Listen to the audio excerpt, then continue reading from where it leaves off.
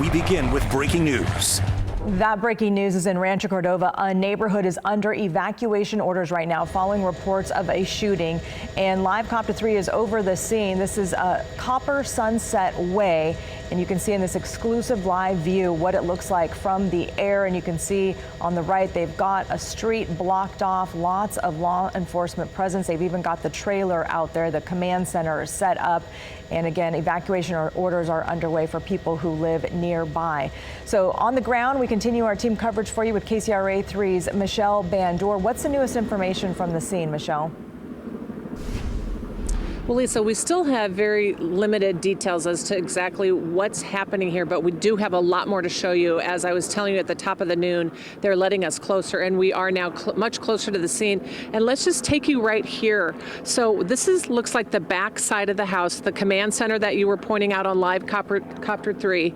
I don't know if there's some fences down, some brown fences, some metal fences are down on the ground, and then it might be tough to show, but to the back of the house, looks like there's a broken door on the back of the house. Now, we're not sure if this was who caused this damage or why that occurred, but we do believe that is the house on Millwater Circle. And then let me take you here down the street. We were talking about all of that heavy police presence. Well, we're coming here and you can see what's happening as Rancho Cordova Police, Sacramento County Sheriff, and we told you all those detectives arrived right before noon. They're here having a meeting outside of the command center here, discussing what's happening here. But what we do know is that I think the time was around 9 o'clock this morning that someone called in to report hearing gunshots, and then 911 received another call who called in saying he was the one who fired those shots, and that was also setting up, quote, booby traps. So that's when they sent multiple law enforcement vehicles here, Rancho Cordova Police as well as Sacramento County Sheriff, to find out what's going on. Now, we do know that the public information officer for the Sacramento County Sheriff's Office is on scene, so we're hoping he's in the middle of that group of officers there and deputies, and will be able to kind of tell us what's happening here and what this investigation entails. We don't know if anyone's hurt. We don't know who that person is. We actually don't know if anyone's inside the home. But again, this is all information that we're trying to get figured out here. Talked to several neighbors, and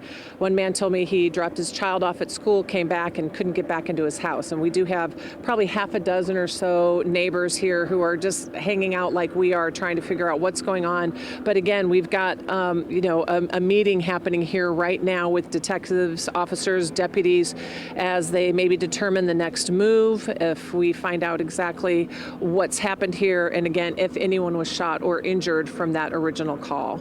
Lisa, back to you. Yeah, and Michelle, I mean, as you mentioned, the caller said booby traps. I mean, that's not a term we hear very often, but that's probably, maybe why they had to evacuate the area, because they don't know what that person was doing or what they were setting up. It's just not a term we hear very often. Yeah, we don't hear that very often. Now, I haven't seen any type of, sometimes they have those bomb robots that can go in and look safely, and I haven't seen any equipment like that arrive on scene yet. Just this command center. They did have like a Bearcat that was here earlier, but that's been taken out. I also know that Sacramento Metro Fire Department, they had some engines here, and I was told they were here if they were needed for medical service, but we don't see them anymore, and we don't believe that there's been anyone treated for any type of injuries. But again, we don't know. We don't have that confirmed. Again, maybe we just want to show you that damage again on the back of the house. Like what caused that damage? Mm-hmm. Was it possibly the person who lives there who called in about the booby traps, or was there some type of communication with law enforcement where they had to go in? But again, we don't know all of that. We're again on the scene, and we're hoping to get that information, Lisa. And we haven't seen any ambulances or EMTs, anything like that?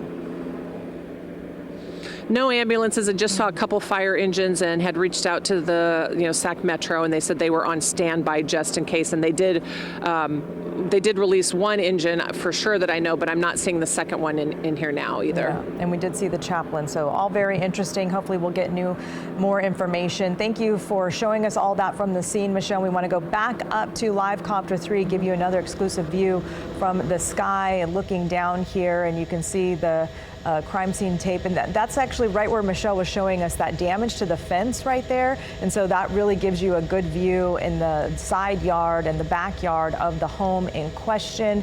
And you can see it looks like they had some gardening going on that side yard. But yeah, that fence is ripped out, and we don't know, like Michelle said, what caused that fence to be ripped out there. But they've got it taped off, and you can see the sliding glass door there is opened up, part of the door on the ground. And not a lot of activity inside the home, but we can definitely see straight inside this house. Looks like a single-story home.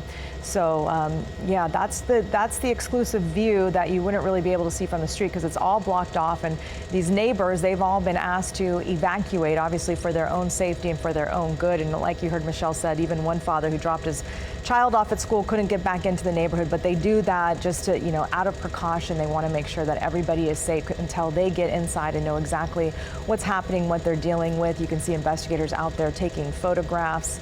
I can see the chaplain vehicle from here as well. So as soon as we get more information, we'll bring that to you here live. Hard to see what that officer or investigator is taking photos of, but we'll continue to follow this for you from the sky and from the ground. And make sure you've got the KCRA 3 app downloaded for instant notifications on that newest information. We'll bring it back to you live here during the noon hour if that information officer gets back to Michelle.